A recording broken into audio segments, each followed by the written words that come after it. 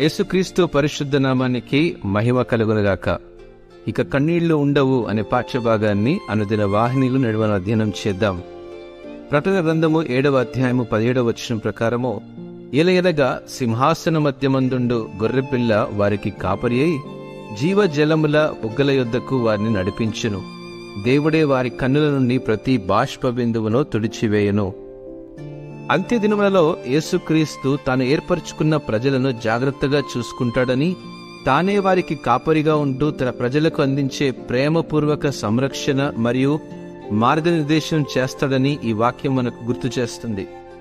యేసుక్రీస్తు మనకు తన వాక్యం ద్వారా అనుదినం జీవ జలపు ఊటలను అందిస్తున్నాడు. అది తనను విశ్వసించే వారికందరికీ సమృద్ధిగా లభిస్తుంది. జీవజలము పరిశుద్ధాత్మ యొక్క రూపకము.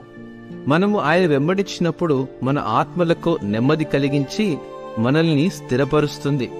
ఈ వాక్యం ప్రకారము దేవుడు మనకు ఓదార్పు మరియు పునరుద్ధరణతో కూడిన వాగ్దానం చేస్తున్నాడు. ఆయన మన కన్నుల ప్రతి కన్నిటిని తుడిచివేస్తాడు. శ్రమలతో కూడిన ఈ ప్రపంచంలో మనం అనేక బాధలు మరియు కన్నీళ్లను అనుభవిస్తాము. కానీ దేవుని రాజ్యంలో మన శ్రమలు మరియు బాధలన్నీ తుడిచివేయబడతాయి మరియు మనం పరిపూర్ణ ఆనందం మరియు శాంతిని అనుభవిస్తామని సంపూర్ణంగా విశ్వసిద్దాం.